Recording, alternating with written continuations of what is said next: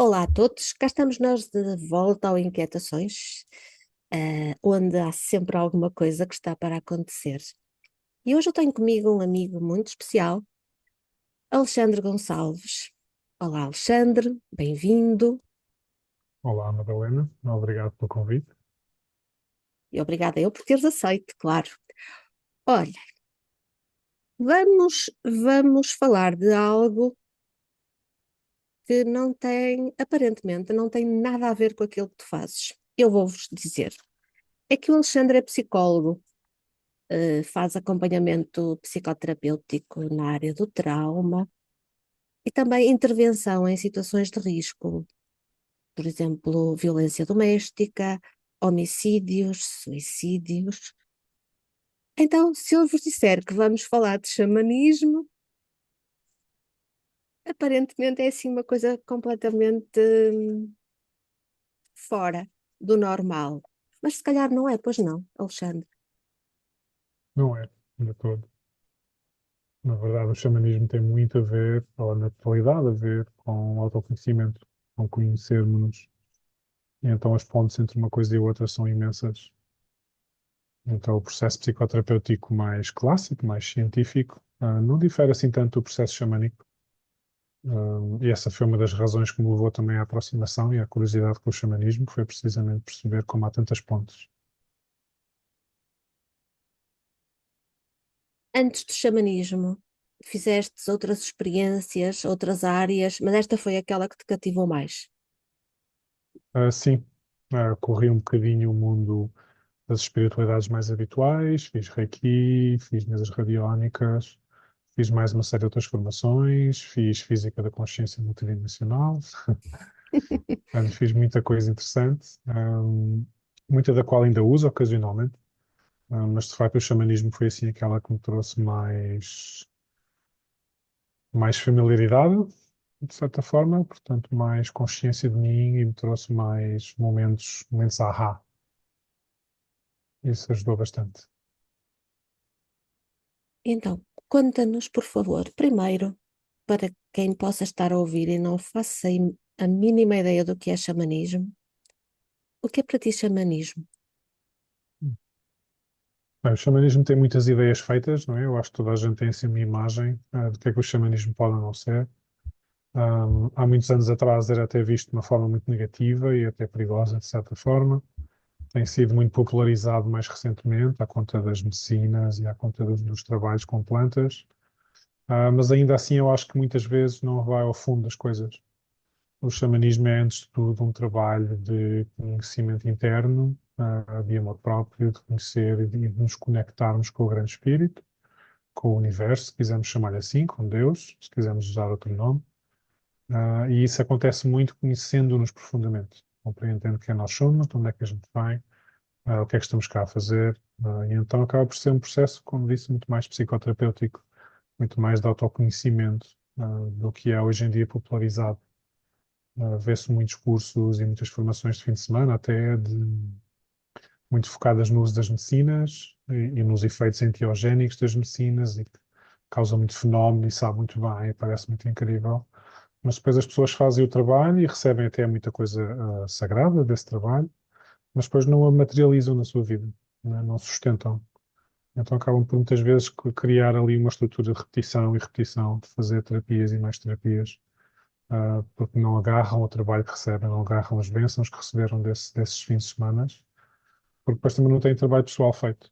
Então é preciso vir de mão dada. As medicinas de facto fazem uma parte importante e podem ajudar a trazer muita coisa, mas é preciso que antes de tudo, cada um faça o seu trabalho pessoal. E esse é feito de uma forma até bastante mundana. Pois, estamos no tempo do quero agora, depressa e já. Por isso, Sim. não é? Uma proposta para um trabalho profundo e prolongado, sim, porque eu acredito que xamanismo, as terapias têm que ter ali um acompanhamento, um processo mais longo. Não basta, vou ali, tiro um fim de semana e já vou fazer, sei lá, círculos de meditação xamânica, coisas que nós vemos assim hoje em dia, que, não é? Mas as pessoas têm que se propor. Eu percebo que se possa experimentar possam experimentar várias coisas, até decidir qual é aquela com que se identificam mais, mas depois, quando nos identificamos com alguma coisa, aquilo é estudar, estudar, aprofundar, aprofundar. Concordas? Absolutamente, sim. Eu acho que todas as terapias, ou a grande parte delas, têm o seu valor e todas elas trazem uma série de coisas importantes. E até diria que uma pessoa que queira realmente estar na consciência pode ir buscar a cada uma delas uma coisa ligeiramente diferente, uma coisa que complemente o todo. Mas não basta, fiz, está feito, vou por atrás das costas e não penso mais nisto, não uso mais isto. Ou chegamos a uma certa conclusão, é-nos dado um acesso, é-nos dado uma informação nova, e nós dizemos, que interessante, ok, já percebi, já está, não tenho que fazer mais nada com isto. E então, hoje em dia, qualquer terapia, na verdade, o xamanismo não é exceção, precisa desse aprofundamento, como trouxeste. Precisa que a pessoa olhe e pense, o que é que isto significa para mim? Onde é que eu me encaixo nisto? O que é que isto quer dizer sobre mim? De que forma é que isto impacta a minha vida no meu dia a dia? Então, às vezes, há muito esta tendência de separar, não é? Nós vivemos a nossa vida mundana, o nosso trabalho, andamos a pagar contas, fazer tudo o resto, e depois há estes fins de semana de exceção em que vá contactar o sagrado, o fora do habitual, e é muito bonito, mas depois na segunda-feira a seguir voltamos ao nosso trabalho como se nada fosse. Desligamos o botão. E, exato. E não estamos, de facto, a viver. Então, até diria mais que a espiritualidade não é uma coisa que se faça, é uma coisa que se é. É preciso ser, na profundidade, quem somos, ou o conhecimento nos é trazido. Não é? Mas isso envolve esta capacidade ou esta necessidade, às vezes até muito difícil, de realmente olharmos para nós e não apenas ficar com a coisa e dizer, isto foi muito giro, agora segunda-feira volta à vida normal. Sim. Eu tenho reparado que quando se fala de xamanismo, as pessoas andam todas a querer fazer o que quer que seja, qualquer coisinha, para saberem qual é o animal de poder. É verdade, Alexandre. É verdade. Quando falas com pessoas, elas, é aquilo em que nós sabemos qual é o animal de poder. Pronto. O que é que tens a dizer sobre isto? E o que é que são animais de poder? Ok. De facto, é uma parte importante e é uma parte até bastante iniciática no processo. Os animais de poder não são animais habituais, vá, se lhes podemos chamar assim. São espíritos, que vêm de planos muito específicos e que trazem uma sabedoria até muito grande, muito elevada, mas que é muito focada na sua própria essência de quem são. E então não é tanto, há pessoas que utilizam muito os animais de poder como, se eu tenho um leão, então é sinal que eu sou muito corajoso. Ou se eu tenho um tigre, é porque isto ou aquilo. Então ninguém quer ter um pinguim, ninguém quer ter um animal mais fraquinho, toda a gente quer animais fortes e possantes. E vivem muito isto como quase uma projeção egoica, como se de alguma Sim, forma aquele animal me representasse ou dissesse algo sobre mim. Na verdade, os animais de poder são professores profundos, com muita sabedoria, que poderá ser ligada à sua forma e às suas capacidades e proeza física, mas não significa necessariamente que isso seja algo que nós temos ou que não temos e precisamos de encontrar. A sabedoria muitas vezes é muito mais profunda.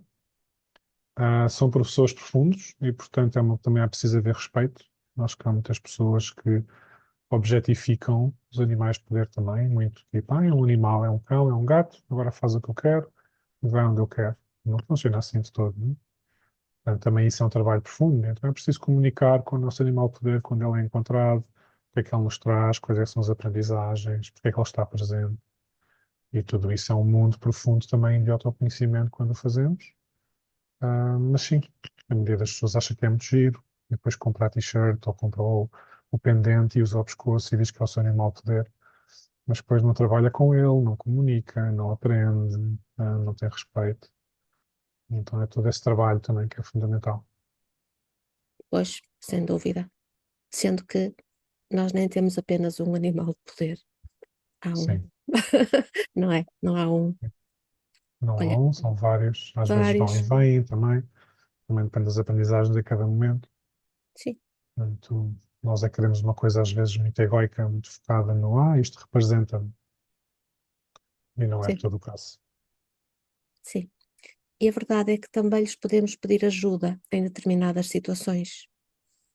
Olha, eu vou usar e vou partilhar uma coisa que me aconteceu há alguns anos e foi incrível, incrível, incrível.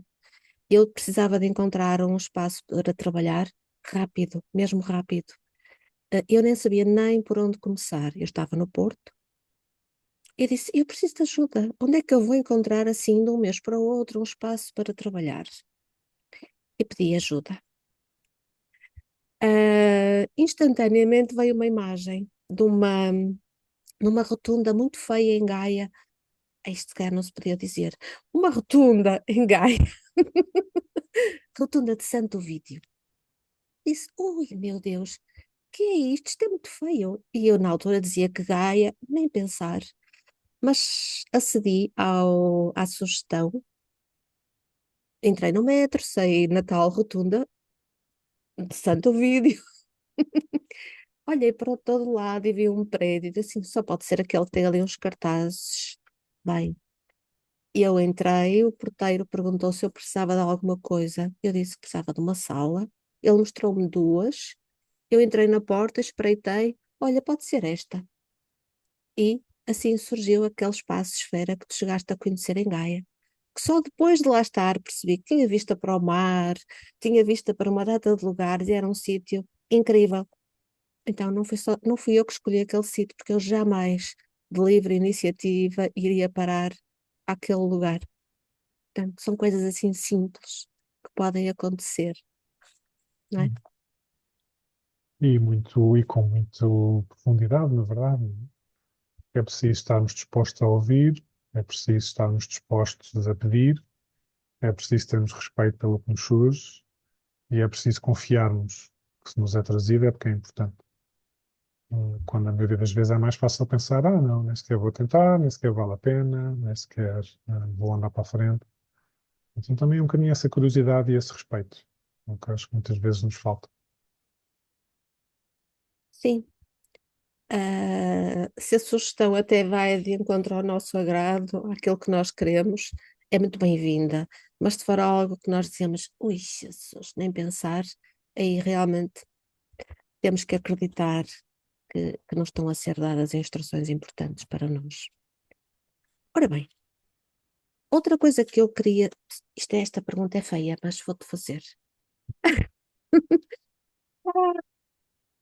Eu conheço apenas uma pessoa em quem eu confiaria fazer um curso de xamanismo. Tu tens alguma sugestão? Pessoas que tu conheças e que sejam confiáveis, sejam íntegras, verdadeiras? Sim. Uhum. Hum, Eu tive o prazer de começar a trabalhar com um sacerdote com quem ainda trabalho, que é o Paulo Brito. Ele tem uma escola chamada Xamanismo de Raiz, que é a escola que eu sigo também. E tem sido um professor incrível. Eu tenho muita alegria para trabalhar com ele. Portanto, sim, seria assim a minha primeira recomendação. Ele tem um site, xamanismoraiz.com. Portanto, tem lá muita informação também para quem quiser procurar mais ou querer saber mais sobre o tema. E é uma pessoa muito fácil de falar e de entrar em contato com. Isso será assim a minha primeira recomendação.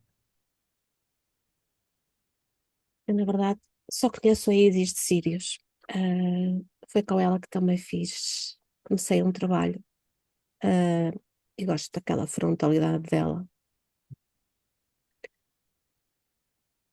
Nós já falamos um pouco do facto de o xamanismo estar um pouco banalizado por estas práticas turísticas e comerciais, a que chamam xamanismo, não é?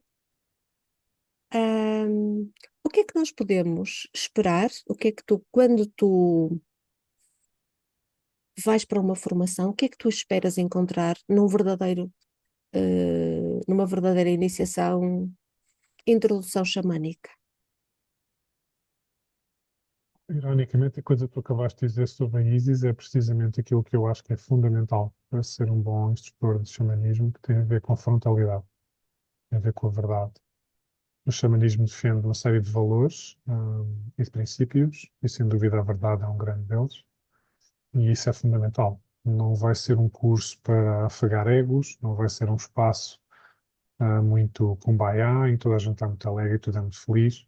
É um espaço de verdade, é um espaço de trabalho, E esse trabalho envolve muitas vezes entrarmos em contacto, confrontarmos-nos com dificuldades, com coisas em nós que não gostamos muito, coisas em nós que são menos bonitas, menos luminosas, e isso faz muito parte da base do xamanismo. Então eu diria, isto pode parecer um bocadinho contraproducente, mas eu diria que um bom curso de xamanismo tem que ter uma excelente dose de verdade. E então vai ter os seus momentos ótimos e vai ter os seus momentos difíceis.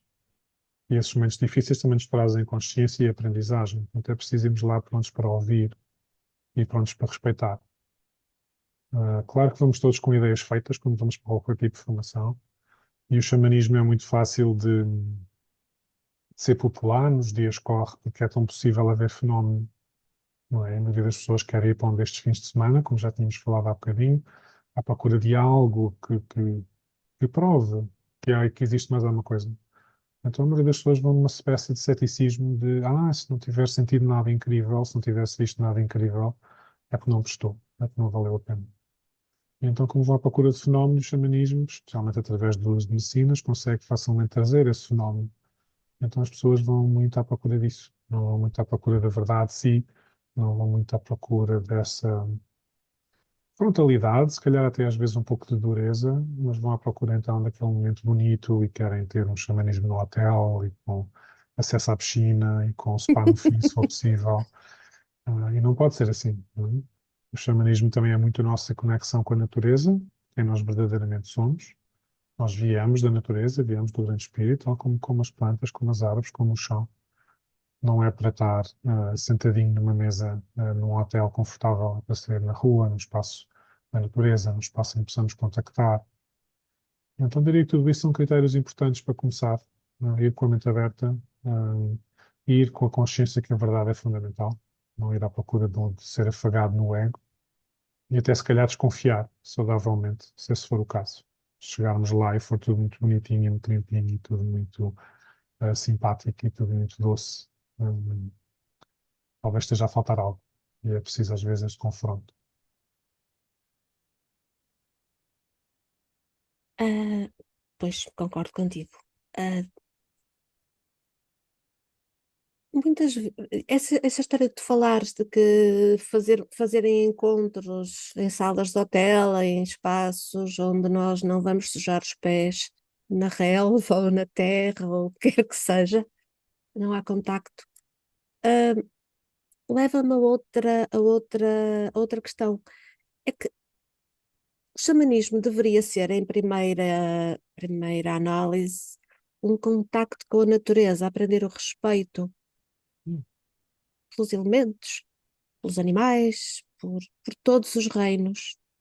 Ahm, mas não é isso que nós vemos hoje. Aliás, não vemos isso hoje em dia na maior parte da humanidade. Isto parece-me tão básico, não é? O que é que tu achas? Há uma grande incoerência, assim.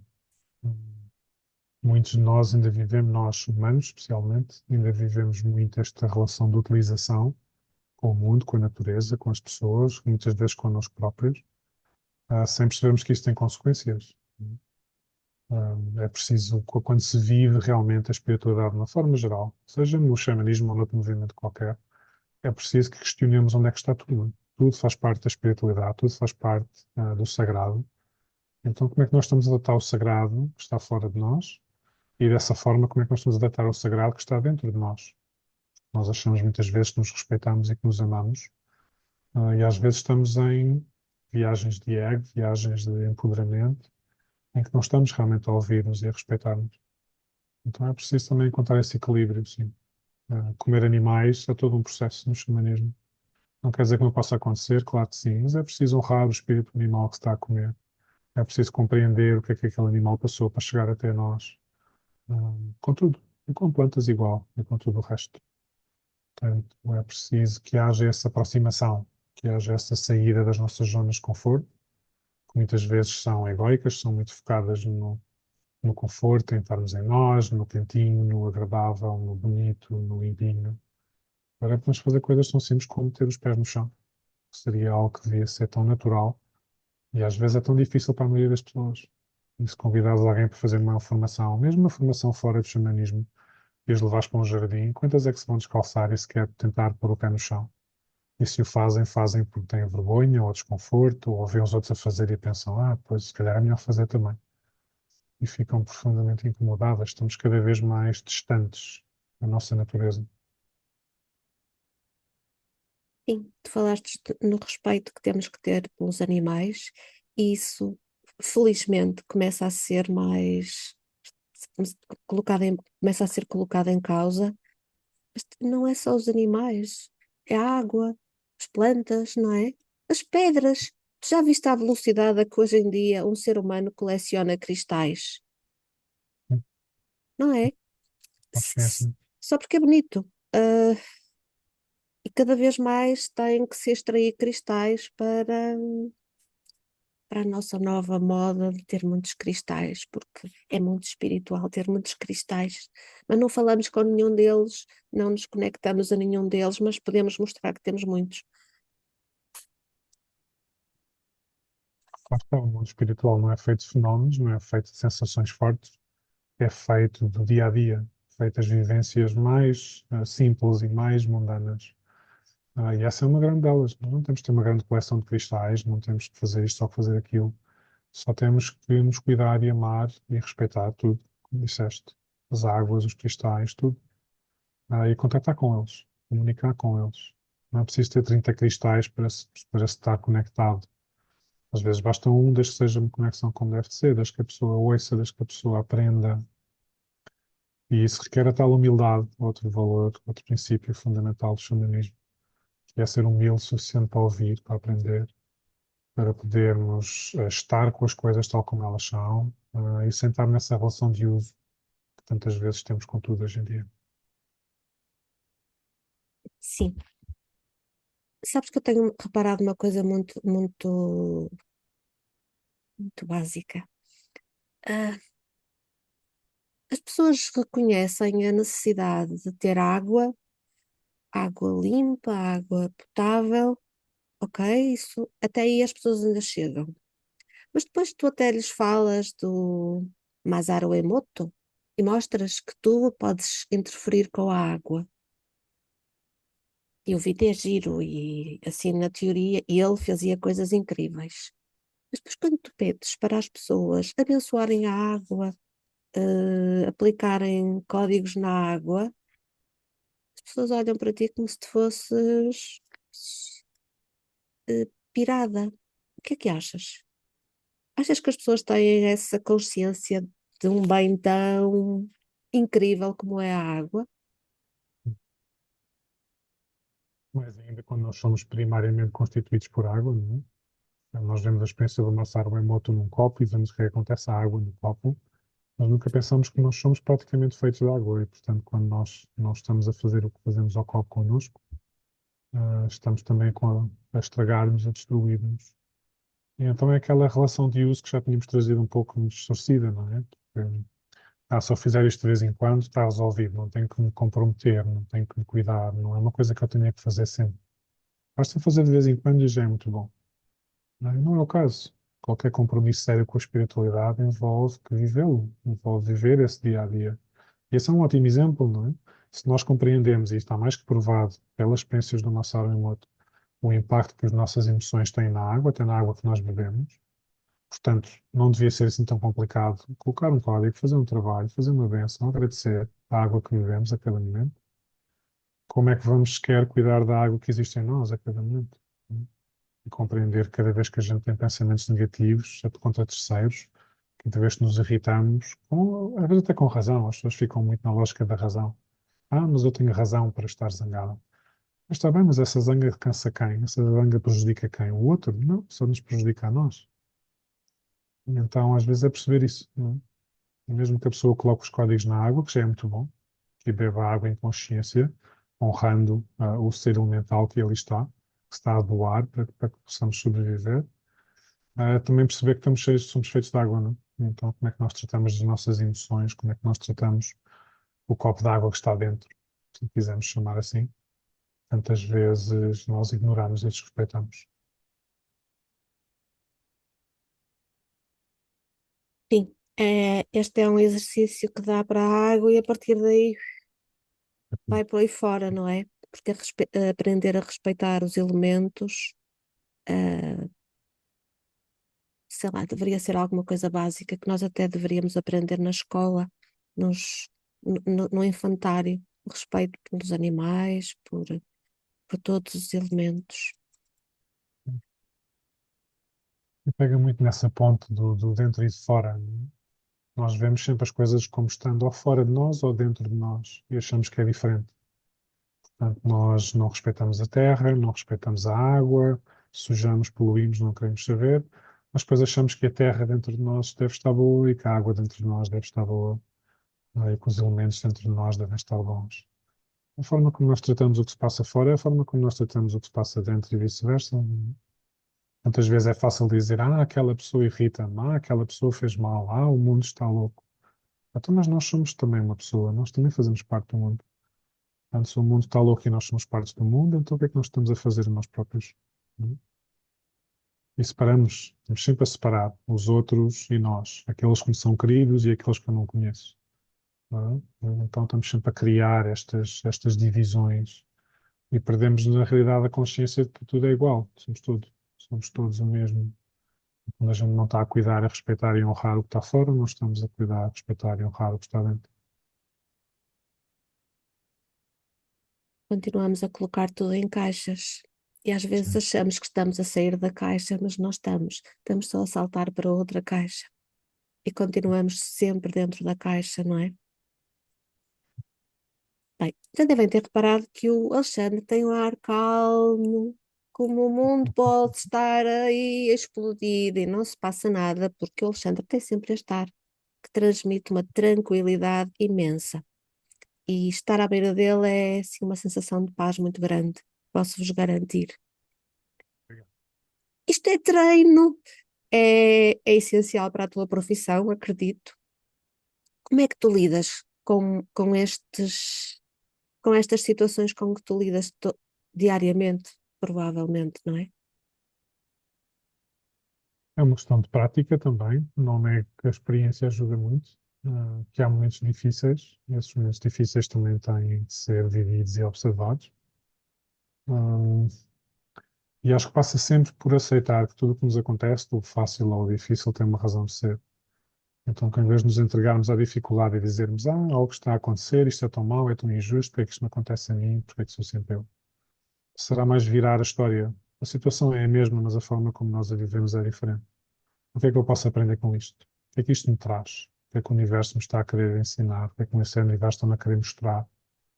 E então, quando tudo se torna uma oportunidade de aprender e de crescer, nós começamos a perceber essa conexão entre o que está dentro e o que está fora. E então, acho que muita sanidade minha também é natural de mim, na verdade.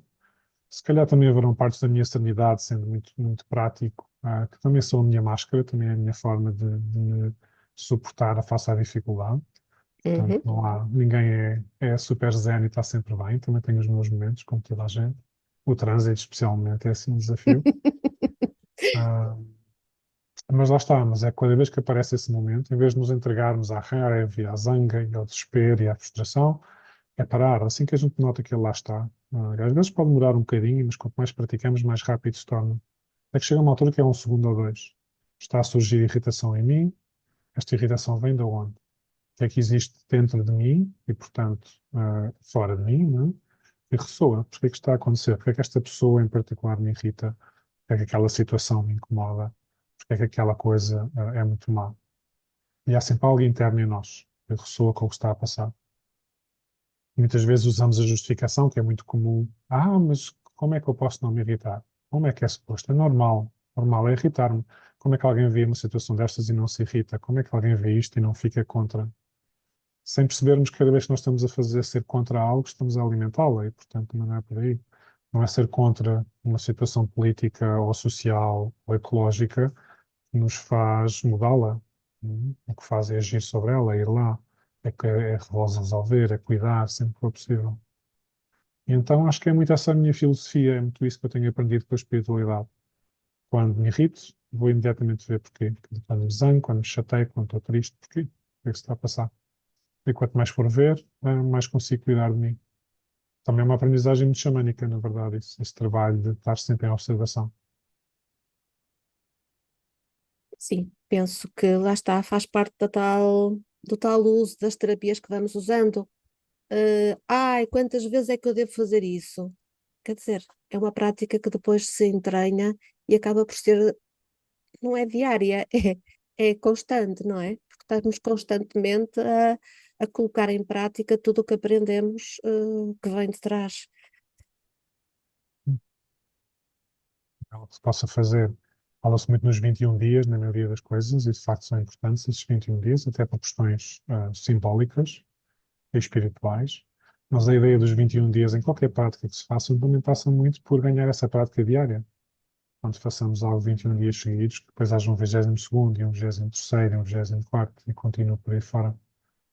Então é isso, sim. Não é uma coisa que se diga, agora fui fazer um curso e pronto, está feito, meto na gaveta, não volto a olhar para ele. E que isso de alguma forma nos enriquece ou nos beneficia. Não. Ou se trabalha e se vive isso, ou então estamos sempre a voltar para trás.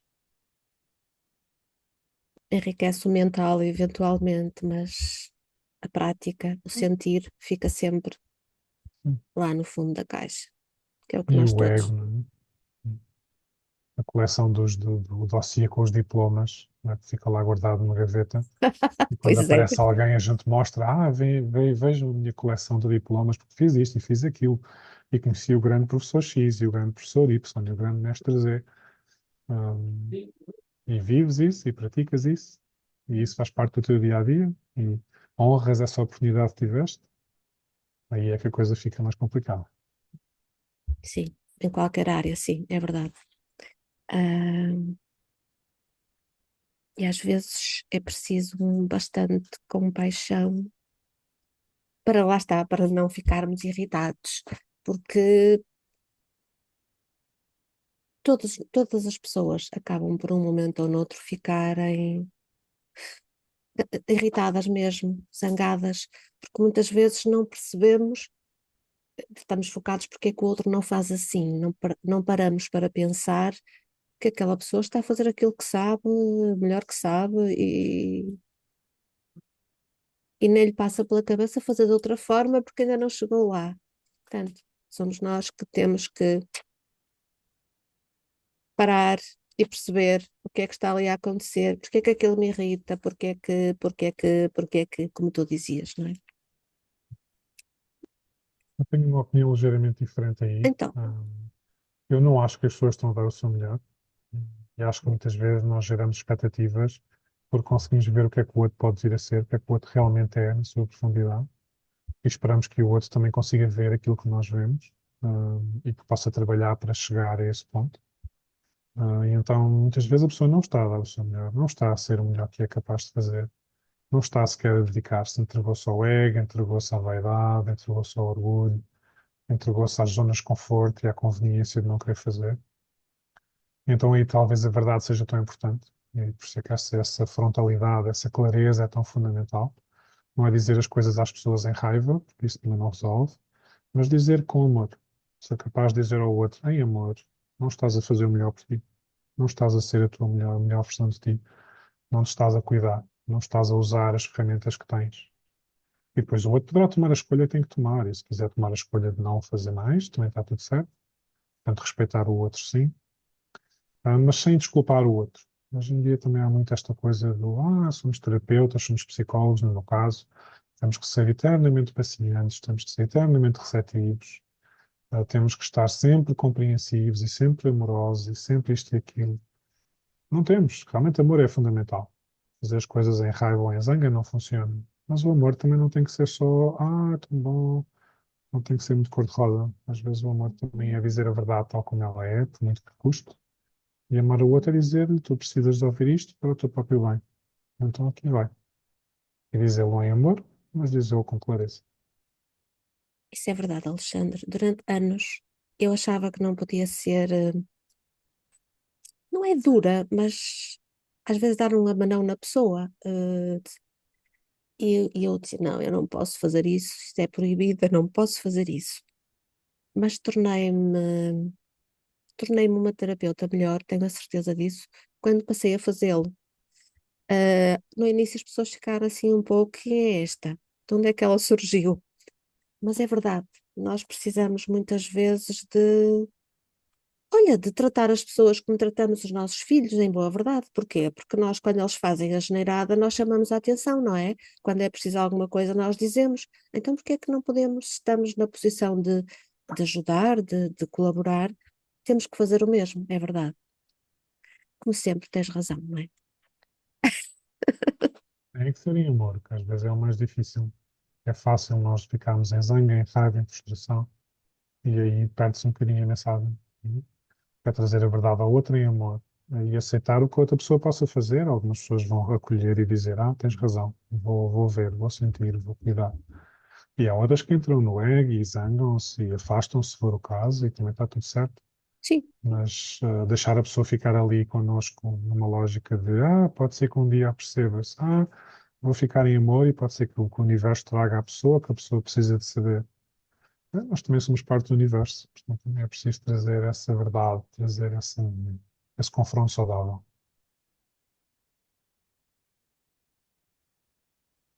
Há assim algo que queiras partilhar connosco, que te lembres, alguma coisa que não falamos de xamanismo, que para ti seja importante partilhar? Nós cobrimos as coisas mais importantes, na verdade. A parte do xamanismo, como eu já trouxe, também fala muito dos princípios e dos valores. Podermos viver de uma forma correta, não só na nossa relação connosco, mas na relação com todas as pessoas com que nos rodeamos, não é? Nós e por todas as pessoas que nos são queridas e por todos os estranhos e por tudo. Então também é preciso viver de uma forma diferente. E às vezes é preciso largar. Hoje em dia há tanto obstáculo, tanta maior dificuldade que nos é trazida pela sociedade tal como está. Então é ainda mais importante vivermos esses valores, vivermos esse cuidado.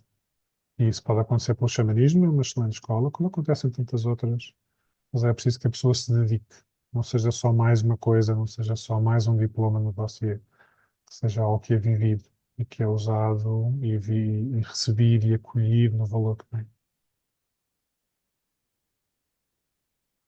Há pouco falaste nos problemas ecológicos e levantaste aí uma questão que eu tenho sempre aqui e a magicar. Nós podemos tratar ecologia, ajudar nessa área, cumprindo a nossa parte, fazendo aquilo que é correto, não é? E o ideal era que isto se pudesse expandir a todos os seres humanos. Mas tu não achas que há um grupo de pessoas que precisa muitas vezes de ir fazer uma manifestação, uma coisa completamente mais no terreno? Ah, não achas que as duas coisas são necessárias? Eu Sim. penso imensas vezes nisto. Se às vezes eu estar quietinha e ok, fazer o meu trabalho, a minha parte, é o suficiente, ou se me devia juntar a pessoas que vão reclamar corte, abate de árvores, coisas macabras que nós hoje em dia vemos. O que é que achas? Tenho que ir para as manifestações? Na consciência certa pode ser importante. Hum, Acho que hoje em dia as manifestações se tornaram também uma forma de trazer a nossa dissatisfação. Então é um bocadinho como estávamos a falar relativamente às pessoas, temos que fazer em relação a tudo o resto. É preciso, quando trazemos a verdade das coisas, que o façamos em amor. E o que nós vemos muitas vezes é que as manifestações são de raiva, são de revolta, são de contrariedade, são às vezes de vingança, castigo ao outro que não faz, que não é, que não respeita, que não percebe, Uhum. sem olharmos para nós, não é? Porque nós podemos reciclar e podemos ser cuidadosos e podemos evitar usar o plástico e podemos fazer tudo. E somos as mesmas pessoas que poluem, somos as mesmas pessoas que estragam o ambiente. Portanto, não tem a ver só com, é como eu reciclo, sou melhor que as pessoas que não reciclam. Como eu faço isto ou aquilo, sou melhor que outra pessoa que faz qualquer coisa. Não é tudo por aí, não é? Então é preciso realmente protestar, é preciso trazer a verdade, mas fazê-lo na energia certa. Isso faz toda a diferença. Eu conheci um professor há muito tempo atrás, até fora do xamanismo, e acho que esta frase até já vem de mais de trás do que isso, que dizia que ser contra as coisas é ser a favor. Sei lá, por exemplo, a pessoa pode ser contra as touradas. Ser contra a tourada é ser a favor da tourada. E a maioria das pessoas vai pensar, como assim? Então se eu vou manifestar contra as touradas, claramente não é isso que eu quero, não quero touradas. Mas continuamos a bater naquela energia, continuamos a combater a energia, continuamos a criar resistências às coisas. A solução devia ser a favor dos direitos dos animais. Sim. Isso pode ser uma Ok. forma completamente diferente de criar um paradigma que é baseado no amor e não tanto na contrariedade. Porque muitas vezes o sermos contra as coisas volta a fazer o mesmo. Uma outra forma de ver isto, que até é muito popular, é que não há uma publicidade. Não é? E as pessoas hoje em dia fazem mediatismo gratuito, por muito polémico, por muito contrário que seja, porque qualquer publicidade é boa. Portanto, falem bem ou falem mal, mas falem de mim. E às vezes esse é o perigo. Quando nós entramos muito e começamos muito a mastigar o que está errado e focamos no que está errado, também estamos de alguma forma a alimentar aquela máquina que nunca termina. Então é preciso a gente também virar um bocadinho esse paradigma. E ser a favor e viver em amor e conectarmos com o amor e não tanto com a contrariedade. Entendido. Obrigada. Bem, podíamos ficar aqui muito tempo a aprender com o Alexandre. Ele parece uma enciclopédia, tem sempre a resposta certa para tudo. Mas temos mesmo um tempo que está a terminar e por isso eu tenho que agradecer ter estado connosco hoje, teres disponibilizado o teu tempo para estar aqui e Obrigado, Bel, pelo convite e por esta oportunidade de falar sobre temas tão interessantes e tão importantes. E pronto, e que hajam mais oportunidades. sem dúvida. Então hoje faz sentido. Oh. Ah, oh. E Faz sim, sim. nós, e nós cá estaremos na próxima semana no Inquietações, onde há sempre alguma coisa que está para acontecer. Até lá.